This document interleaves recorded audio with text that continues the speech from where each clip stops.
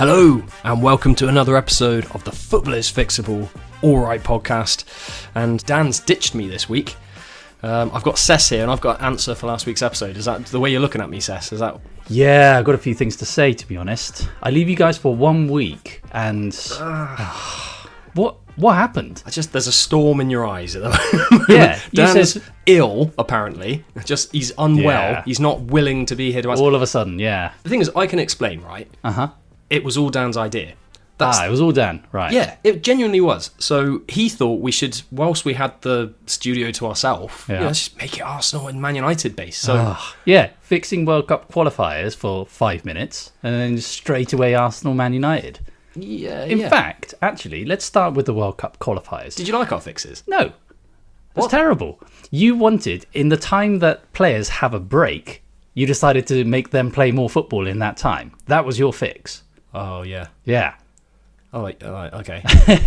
And Dan's fix, I think, was basically no qualifiers or something. He wanted a game of like Willy Wembley something. Oh yeah, wasn't it? You allowed him to just go off and talk about Willies all the time. Yeah, what was it? World Cup Willies. Was it? That's what happens when you don't have a leader controlling the conversation. Prison guard. Well, my fix, it's such a simple fix. Do it like in rugby. Qualifiers, international qualifiers, carry on during the season. In rugby, the season carries on, so you just carry on playing. You just basically play your second string players. Not all of your players go to international duty. It also means that in the league itself, the best teams, a lot of their best players might go on international duty. It'll allow the other players that usually don't get any running time to actually get a game. And then sometimes that'll mean the lower teams, your Burnleys and everything that don't have many international players, they might actually have a chance against these top teams. It makes it a little bit more exciting. That's not... I was going to say that, actually, but we were running out of time on the episode. Of course, yeah.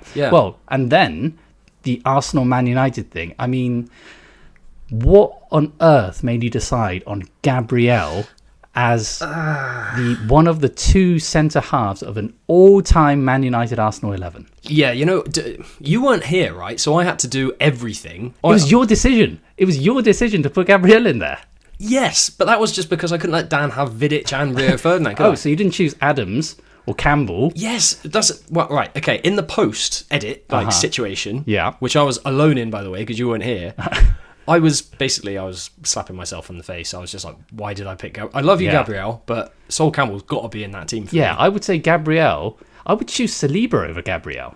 It's just Gabriel's had a good purple patch last season. Well, yeah. And I would say, but I would have chosen Jaap Stam, Vidic, Adams, Campbell. There would probably be 5 or 6 players that I would think of before even Saliba. The weird thing was I mentioned the Campbell, so I did think of him first, but then I went to Gabriel. You talk about Campbell all the time as well. I know. And Adams. He was a leader. He was an absolute beast of a centre-back. And something you said, actually, if you think of any attributes of a defender, how could you try and get the better of that defender? I remember you saying once that Sol Campbell had everything. He had, the pace, the strength, the height, he was his heading wall. ability. You couldn't get past him. Like Jaap Stam as well. And Jaap Stam, amazing. Yeah. Maybe because he wasn't really in the Prem long enough, was he? No.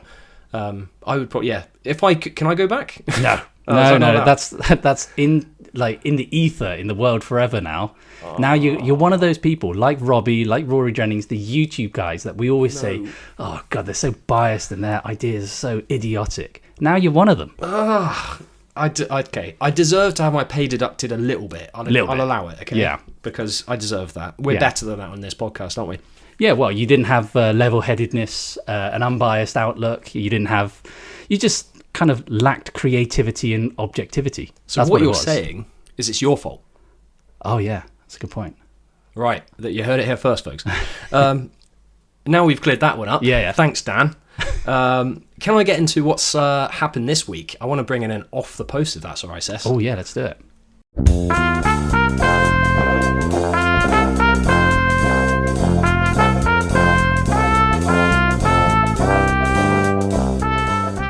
Right, so this one, This week's episode segment off the post, it relates to, so Man United recently released their financial performance, right? Yeah. And it's confused a lot of people because at first the headline news, because like the media, they pick out the headlines and want to make their own agenda or story based on things.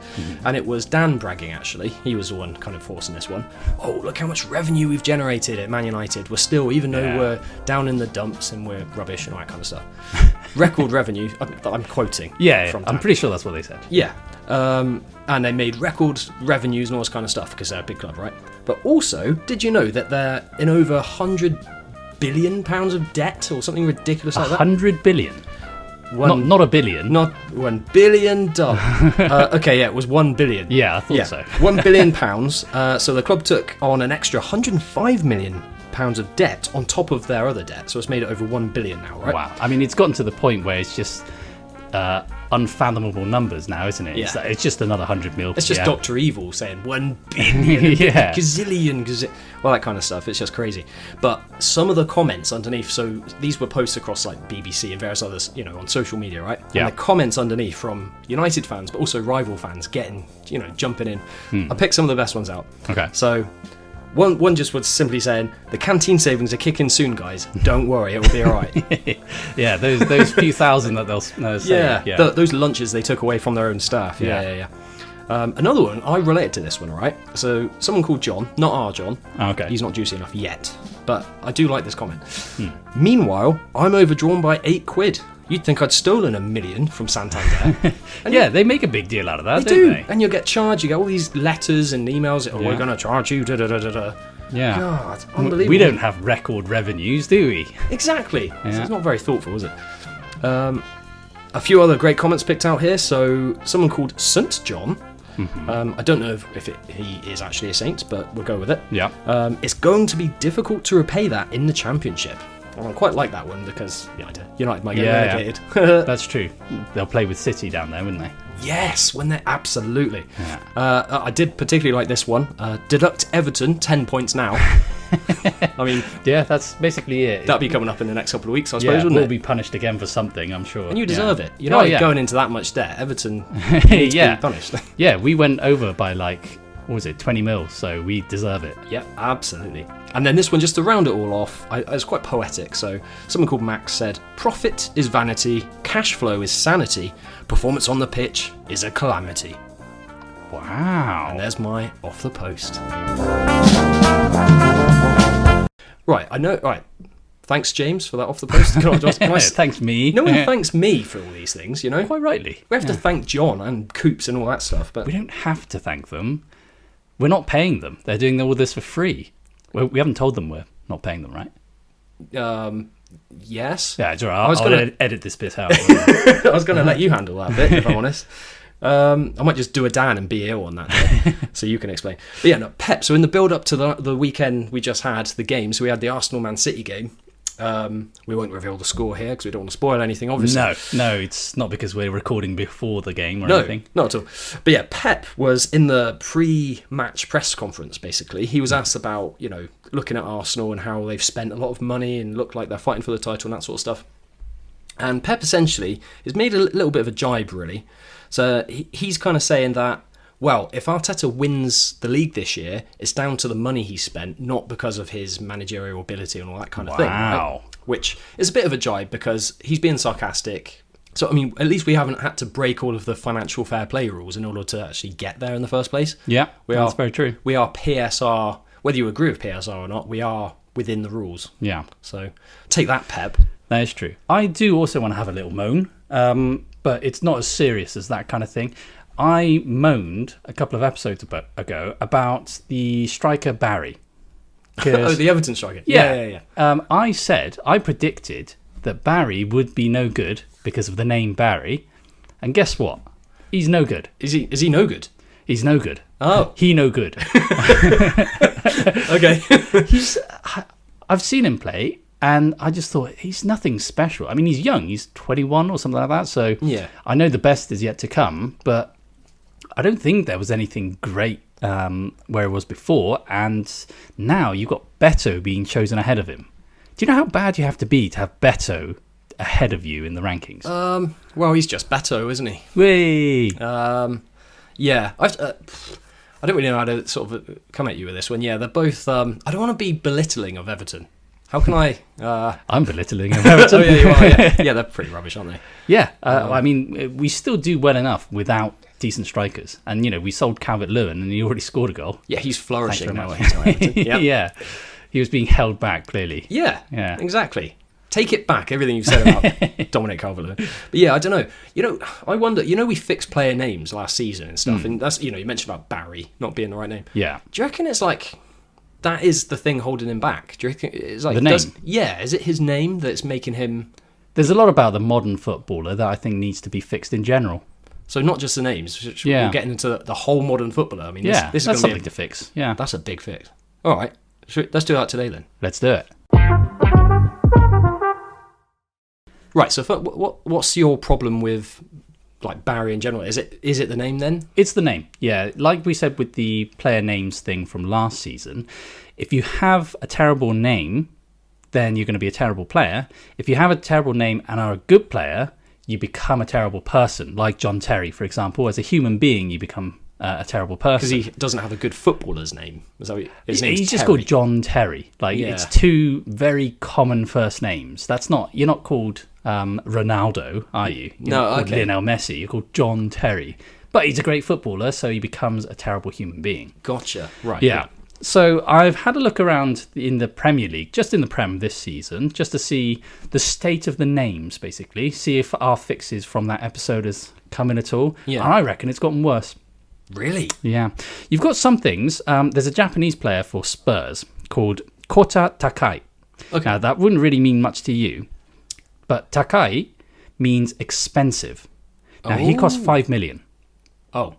Yeah. I reckon he's misleading people with his name here. And I think that's not on. Yeah, this could be like not trade descriptions. What's that act that the government, that's false advertising. It is false advertising, absolutely. If we look at our teams, Arsenal, there's a guy called Andre Harriman Anus. Good player, yeah. Right, yeah. Yeah. Of course. Bringing up the rear. Yeah. that was pretty good. Thank you. Yeah, well, Everton have a few. So obviously we've got Tiano Barry. Yep. Yeah, but we've also, Kiernan Dewsbury Hall. Everyone knows him as the wedding venue. Wedding venue, exactly. Yep. But we have also got someone who sounds like what the wizard Merlin would shout when he does a special move. He's called Merlin Roll.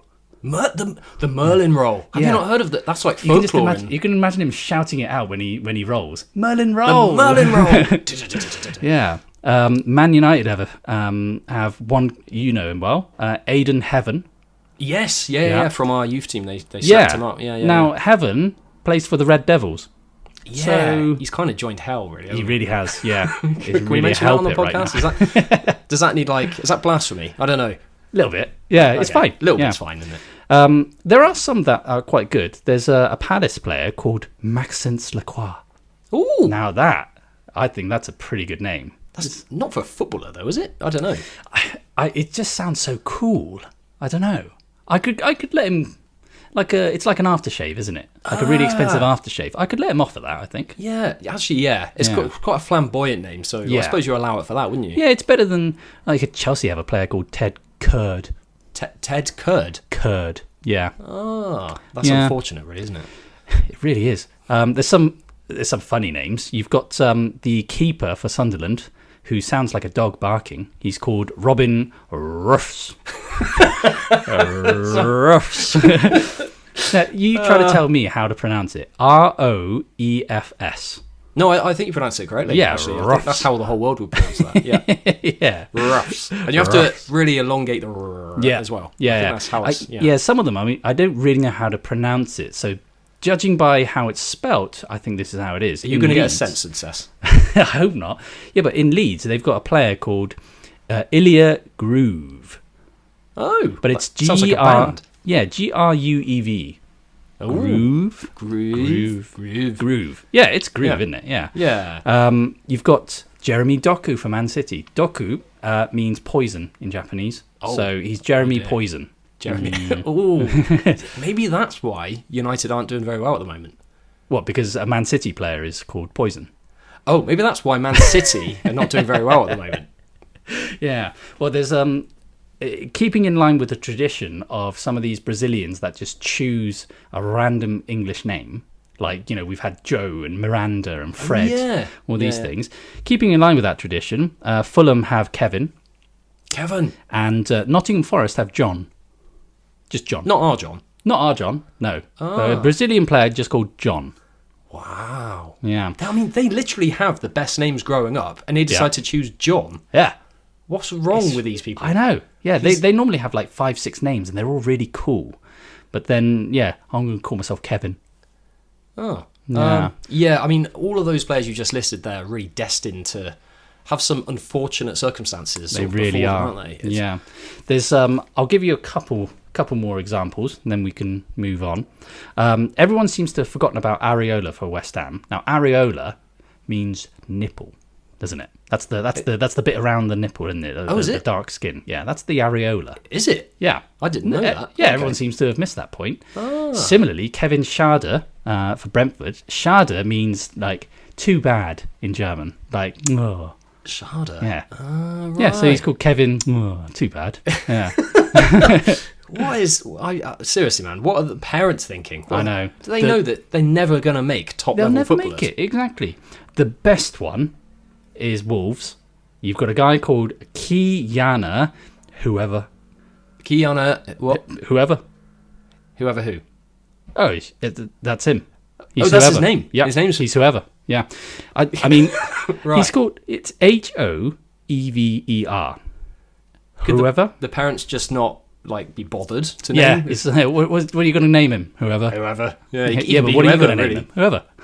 Yeah. Yeah, I reckon the standard of names has gotten worse since our last episode. When you think about when we talk about this a lot, going back 20 years ago when football was great. Yeah. I reckon the key reason why football was great is because of the names at the time. It really was. You don't get this rubbish that we have today. No. This is why the refs are bad, why VAR is bad. It all comes back to the names. It comes back to the names, yeah. You had you look at Cristiano Ronaldo started in that great era, didn't he, in the early 2000s. Patrick Vieira and Roy Keane battled. You had someone like Keane, for example, who basically was an amazing player, but he got counteracted by the name Roy, so he became this really aggressive person. Yeah, almost violent at times. Violent, exactly. Yeah. So that balances it out. I see. Yeah. That explains so much. It does. I mean, do you remember Marcel Desailly? Oh, how much better a name can you get than that? That is the best, isn't it? Yeah. What a name. Marcel Desailly. He was also a really good player. So. He was, yeah. Can I say something? No. Oh. No, let's move on. Oh, okay then. Well, I want to bring up haircuts. Because another problem with modern footballers, the haircuts. Again, going back to 20 years ago, look at the great haircuts we had. Like David Beckham set a trend, didn't he? All the time, every time he True, yeah. I mean, apart from the mohawk. Oh, and the not the dreads. What's it called? Cornrows. Oh, yeah. Yeah. But still, it was iconic. It was bold, wasn't it? Some of the haircuts bold, today. Yeah. Some of the haircuts today, right? I mean, this is gonna I'm sure there'll be a lot of people that agree with me on this, and some people will go, "Leave him alone." But Cucurella for Chelsea. I knew you were going to say him. You are so against this haircut. I cannot have that hair in a football pitch, I'm afraid. Just get out. Didn't you have, what's his name? David Luiz playing for Arsenal? Yeah, but we signed him from Chelsea, and there's always a bit of a curse with that, isn't there? True, yeah. And he was a bit of a disaster himself anyway. I grew on him. Grew on him? He grew on me. He did definitely grow on him. It's his hair. Yeah. But he had a few calamities in that as well. So that kind of, again, balances out. But you look at, Cole Palmer's hair. Oh. I know, This is attacking Cole Palmer again, isn't it? Yeah, loads of people are going to be switching off now. All those people on the Cole Palmer train, they're switching this episode off now. Which, by the way, that is going along stronger than ever, isn't it? It is. It's picked up speed again, isn't it? It really has. I just cannot understand. He's a great player, but I don't understand why all the YouTubers, Rory Jennings especially, why they're just... Everything is Cole Palmer. It doesn't make sense at all. What was that thing you were telling me before we started, when we were in the green room, before we come into the studio? You were saying about, on one of their episodes, we don't want to, flag it or plug it or whatever, but they were comparing players, and you said, players like Saka and stuff are in there, right? Yeah, so they were talking about which England player is going to be the key player to lead them to a World Cup success. Oh, okay. And they were comparing Saka and Cole Palmer. Before talking about Cole Palmer, they were talking about Saka, and they were talking about how he's basically been England's best player for a number of years, and he's so reliable, and he's the first on the team sheet and all that stuff. And then they said, okay, what about Cole Palmer? And all of a sudden, everyone basically said, oh yeah, it's Cole Palmer. Cole Palmer's the key. He's the best in the world. He's one of the best that England's ever produced. He just went. I just could not believe. I had to stop after that because I just thought, what am I listening to? They said that Cole Palmer was the key for England over Saka and Kane. What? I mean, he is a good player. We all think this on the podcast. We all think he's a good player. But yeah, absolutely. Why does everyone think that he is the second coming of our Lord? He's like the greatest thing. The best thing since sliced bread. As we know, sliced bread being a fantastic player. Yeah, exactly. And it was a great player. Yeah. Never loafed about. No. We're really spreading this one out, aren't we? So, and another thing... we better stop, otherwise we'll be toast. Sorry, everyone, we've lost the rest of our listeners now as well. The other thing, and another thing, about modern footballers, right? I thought you were going to talk about... And another thing about Cole Palmer. Another thing about toast. But no, the players, modern footballers, have you seen the way some of them run? Yeah. I don't want to get too close to, getting us censored again. But in terms of, like... The running kind of we kind of joked about Sterling's run, right? And it's a bit of a meme on social media. Yeah, everyone notices it. Yeah, you can't not notice it. And then you see, like, again, I'm going to say Cole Palmer. I'm sorry, there's all the rest of the listeners. He's got a very recognisable gait. Yes, that's the word. Gait. I was going to say girth. It's gait, isn't it? I don't know if he does. I haven't checked. Yeah, I won't comment on that bit. We'll have to find that one out. If you know that, no. But yeah, like some of the players, the way they run, they're all gangly, and it's like. You want to watch players in there like glide, like Mbappe glides these days. You're like, yeah, that's true. And he's like the way Thierry Henry used to do it in Bergkamp. I'm just listing out Arsenal players here, aren't I? But in terms of you watch them and they're just Bergkamp did not have a recognisable gait. What? He's only recognisable to you because that's all you watch all day, every day. You know what? Our idol, John Hartson. He was once interviewed. Our idol. Yes. He was once interviewed on BT asking about the best players he'd ever played with, right? And it went from Gerrard to, Gerrard was on the panel as well, and they were talking about the best players he ever played with. When it went to John Hartson, he said, I've got to say Dennis Bergkamp. When if he played on snow, he wouldn't leave any footprints. Now that is iconic. That is somebody... What has that got to do with a recognisable gait? Well, John Hartson saying he's the best player he's ever played with. What's that got to do with the gate? The gate meant that he didn't leave any footprints on the snow. I thought Dan not being here meant there'd be 50% less biasness, but you just seem to have made up for the lack of biasness on his side. We're just talking about gate, and then you're all of a sudden, John Hartson said Bergkamp is great. Yeah. So modern footballers will not live up to that. So there we are. We've presented the problem. Yeah. Before we get onto the fixes, guys, it's time for halftime head scratcher.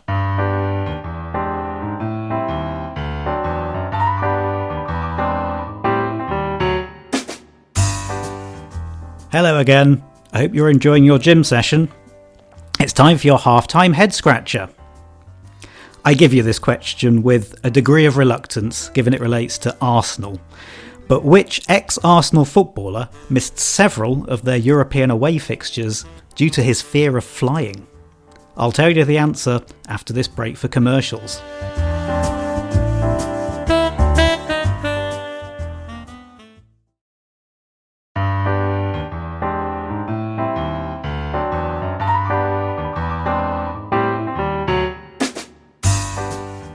Hello again. I asked you before the break which former Arsenal player had a fear of flying that led to him missing some away matches for the club. The answer is the non-flying Dutchman, Dennis Bergkamp. Just don't tell James I've done this question, it'll be insufferable.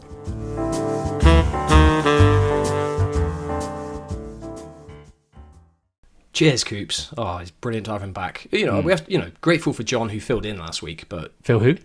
Filled in. He's the guy who helped John last week to write the script. Okay. Yeah. Nice.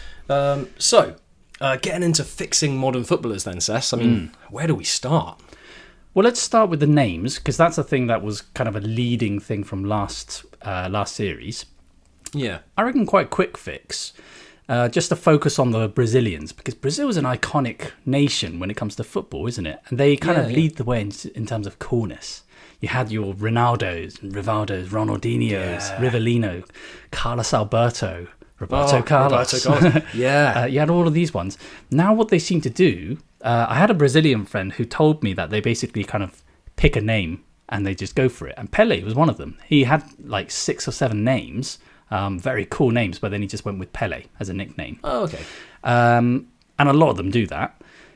But why is it that recently they've been going with Fred, Miranda, and now Kevin, John, these... Like English names. Really English names. I mean, being English, I can say this, right? English names aren't necessarily what we think of in terms of the coolest in the world. Cecil being one of them. I think that's a very cool... no? Okay. Yeah. James and Cecil are not cool. They should not be picked. Yeah, and Dan. Dan, we've all got terrible names. Again, we can show that we're not biased by saying that. We can hold our hands up and we can say... If you're going to be a cool Brazilian player, you're not going to be called Cecil or James or Dan. Or John.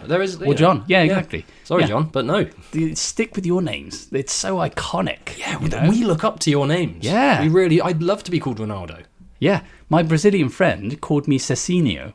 And I thought, wow. All of a sudden. That transforms it, doesn't it? Yeah, I thought very cool. And the thing is, that's going to intimidate your opposition that you're playing against as well. So on the pitch, there's Cecinho over there. Yeah, oh my God, there's an Enio. That must be good. Enio, that's the key. We need to have Enio in more names. John Enio, Kevin Enio. James Enio. Danino. Yeah, there you go. Automatically, I'm sure we'll play better as soon as we have an Enio. It does so, doesn't it? Yeah, there you go. There's a fix right there. Maybe there should be like, if you're joining the Premier League, because so many of us look up to the Premier League. Most watch Football League, in the world and all that sort of stuff. Yeah. If you're going to join the Premier League, you need to select a name. If you've got a rubbish name anyway. Yeah. You need to I'm going to invent as my fix a database full of good names. So actors, when they join like the Actors Guild, and you have to have certain names, they change their like stage names and stuff like that sometimes. And music artists do the same thing. Footballers should do that. We're not going to get any Johns anymore or Terrys. Or, all that kind of stuff. Or if we do, something that you mentioned a while ago, Bobby Charlton, absolutely fantastic, and we know him as Bobby Charlton, even though his first name is Bobby. That's true. So his name's really Robert, but he changed it to Bobby so that it flows better. Bobby Charlton. It's kind of like Sean Connery. Sean Connery is such a cool guy. Everyone forgets he's called Sean. Yeah. Yeah. So maybe one of the fixes is, if you're going to have quite a weak name, you've got to say both names. Yes. Case in point. Currently playing for Newcastle is a guy called Harvey Barnes. Yes, there is. He's only known as Harvey Barnes, isn't he? Yeah, no one ever. If you ever listen, like, seriously, guys, listeners, I'm talking breaking the fourth wall here. Whenever you watch Newcastle, listen out for this. Yeah. He's never referred to as Barnes. Yeah, or Harvey. His name is Harvey, but we know him as Harvey Barnes, so that's fine. Yep. I was at Champions League last week, and I was watching the Newcastle-Barcelona game. The commentator, and I was... Seriously, because this is our little rule. Look out for this. Yeah, it's like bingo sort of thing. You can watch when you're watching Newcastle.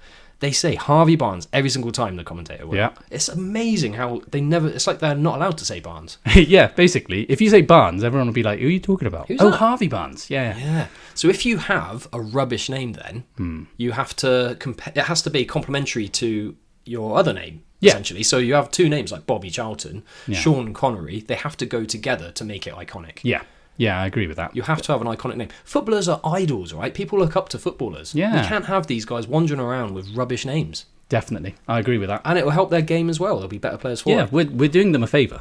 Exactly. Yeah. Just thankless a lot of the time, but I know. That's what we're here for. We'll do the dirty work. Yeah. Can I just mention that haircuts? Cole Palmer. Cole Palmer? Cole Palmer.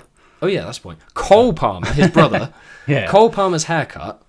Oh, it shouldn't be allowed. That should be like barbers and hairdressers should have like a warning sign on the wall. Yeah. You're not allowed this. Cole Palmer and Phil Foden. Yeah, what's Phil Foden's about? Although he has changed it this year. Have you noticed? He has, finally. I mean, he's had that hairstyle since he was like 8. Yeah, well, yeah. It sort of looks like that kid you meet at school when you first go to secondary school or something. Yeah, always wearing Reeboks. Yes, it's sort of tracksuit and all that kind of stuff. Yeah. But had the same haircut. And I imagine it's, quick and easy and all that kind of stuff. And to be fair, it's a bit better than Cole Palmer's and Carl Palmer's. Yeah, both of them. But, yeah. Talking of Carl, by the way, and talking of names, there is, I can't remember, I think he's playing for Leeds now. There's a guy called Carl Darlow, who I really feel as though he's got the most northern name ever. Oh, yeah. Carl Darlow. Oh, is that because of Gary Barlow by any chance? Gary Barlow. Yeah, probably. I thought he was in the room. So I'm bans and fines for people that have rubbish haircuts. So if you see anyone else with the Cole Palmer haircut, I think the FA needs to... points deductions... Yeah, we're going to have to get serious with it. Yeah. Same with Cucurella, for example, your least favourite player. If you're going to have long hair, fine, but you should be allowed to pull it. Yes, the opposition should be allowed... It's too tempting, isn't it? Far too tempting, yeah. Yeah, if you're on the pitch, like when we would be playing football, if someone's got long hair, you're going to yank, aren't you? You might as well. It'll teach them a lesson. It'll teach them, if they want to have it, they're going to be disadvantaged. That's it. The only one player I would allow to have long hair is Ronaldinho, who got away with it because of his name. Yeah, quite frankly, that's true. Yeah, it can always balance out, can't it? That's the thing. That's what we're always saying. If you're that good a player with such a good name, then okay, that's fine. So unless you can tick those boxes. I'm sorry. Yeah. You need what sort of haircut we saying they should have, Seth? Short back and sides, I would say. Oh yeah. Yeah. Okay. Keep it simple. Short back and sides. That's the standard. We're sounding very North Korea right now. But, we are becoming dictators, aren't we? But the thing is, football is a mess. And frankly, we've had enough. Yeah, we need communist rule in football. We're going to be cancelled soon. This is definitely going to be the one. Other chat shows getting cancelled in recent news, so I don't know. Yeah, we're next.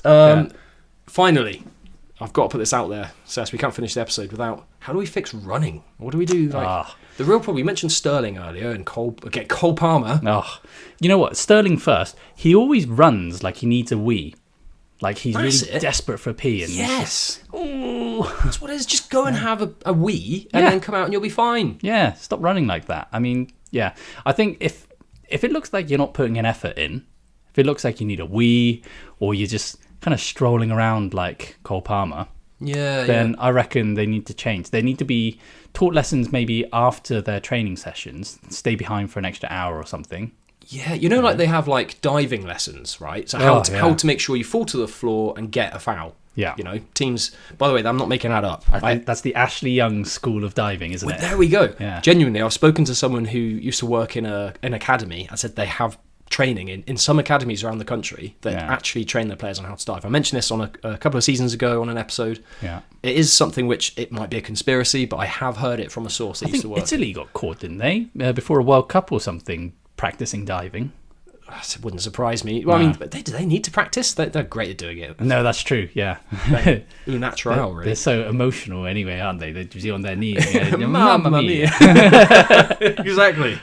So we're saying if you run, then just look like you actually want to be on the football pitch. Yeah. Don't look. Yeah. You don't have to be able to glide across the snow and not leave footprints necessarily. Like only legends. Not everyone's going to be able to do that. Yeah, with such a memorable gait like Dennis Bergkamp. Yeah. Exactly. Yeah. Yeah. But I think everyone should really try to run like Mbappe or Rashford. Actually, has a very good run. Yeah. I'll allow that. Yep. Yeah, players like that. I think it just looks as though it's not necessarily effortless, but it just feels as though they just. They accelerate so quickly. Henry had it as well. Yeah. And it also makes you think, it puts you on edge because you think, they're going to create something. I don't know. And they just glide, at such speed and all that kind of stuff. That's what you want to see. You don't want to see players sort of, I was going to say flopping. I don't think that's the right word, is it? But, sort of loosely hanging around the pitch. I don't know. Whatever you want to call it. I'll insert the word here, which isn't going to get censored. But yeah, so there we go. So, that is a big one because that affects all of football. Like I say, if we can fix this, that will be VAR, the refs, everything that has to counterbalance against all these rubbish names, rubbish gates and all that kind of stuff. Agreed. We can fix that, which means all that rubbish stuff can just disappear. Yeah, that's one of the biggest problems, to be honest. Well, to make up for last week's lack of logic, I think we have to go double down on this week, Sess. Here is Sess's sense and non-sensibility.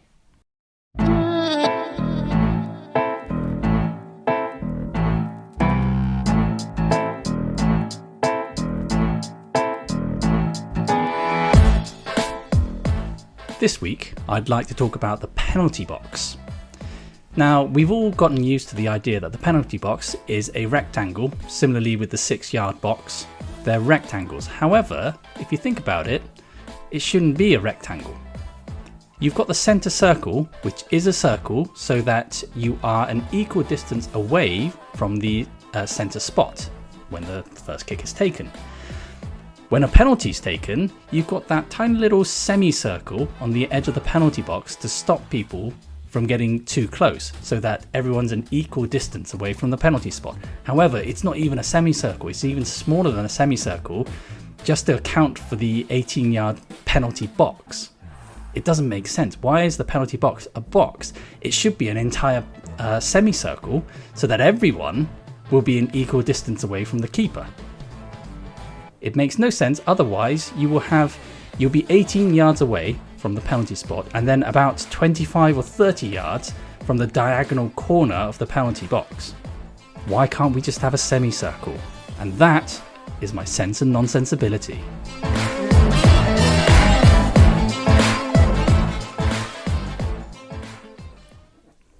Nice, thanks, Seth. That was, wow. I mean, to be fair, that's, again, you think common sense. And that's the point in these segments, isn't it? It's things that, oh yeah, didn't think of that. Yeah. You ever play like on five-a-side courts? And sometimes I think hockey as well do this, where it is just a semicircle keeper's area, you know? And then it's equal no matter whether from near the goal line, right the way around to the centre, all that. You're at the same distance away from the goalkeeper's point. Yeah, exactly. Same as in basketball, you have a semicircle.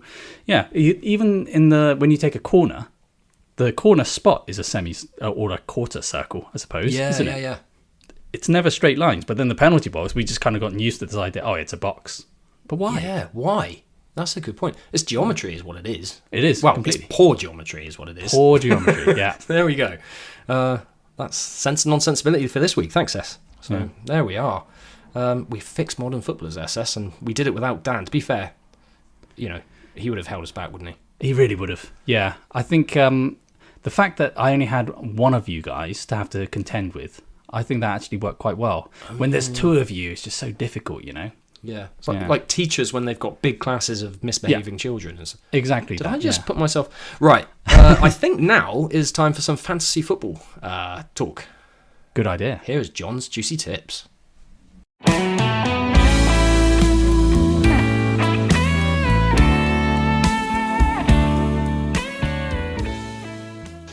Alright, well, this is embarrassing. I've slipped down below James in the league with a car crash of an FPL weekend. My goalie sent off, my captain Cole Palmer injured in the first 20 minutes of the Chelsea game. Anyway, hopefully these juicy tips will have more luck. In defence, it's James Tarkowski for Everton. He's picked up defensive contribution points in all of his games so far. And he's got West Ham up next, so should get a clean sheet as well. In midfield, it's Phil Foden for Manchester City. He looks to be returning to form. And the last time he was in form, he got 230 points in a season. So it's time to go for Phil. And up front, it's Big Dom. It's Dominic Calvert-Lewin for Leeds. He's back up front for Leeds United. And he scored his first goal. So at 5.5 million, he's worth a punt. Juicy. Thanks, John. As always, wow, juicy as ever. What can I say? Not that juicy. I mean, I'm ahead of him. Oh, that's a good point. Last week he was talking about his tips were as juicy as ever. That sounds so weird saying that.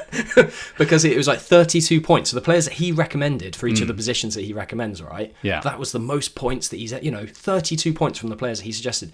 How is he behind you then? Yeah, he's probably not even following his own tips. Oh, yeah, that's a good point. Come on, John. Yeah, come on, mate. You're our guru. You're meant to be leading by example here. So, we've got our own fantasy league table, and what I must do is call out last week's table topper. Stay Humble FC was our top place player. I won't say who's second because they weren't top, so they don't deserve That's true. it. Yeah. So on 278 points before the weekend, going into that we had Stay Humble FC by Tom Lakeman. Brilliant, Tom. Good player as well. Played football with Tom, so he's someone I know. Okay. And yeah, good player. Nice. We'll see if he can stay top of the league by the end of the match week, shall we? Yeah. That'll be interesting. And if you'd like to join our league and see how you'd fare, then show us all your ball knowledge and see if you can beat our guru, which quite a few people can.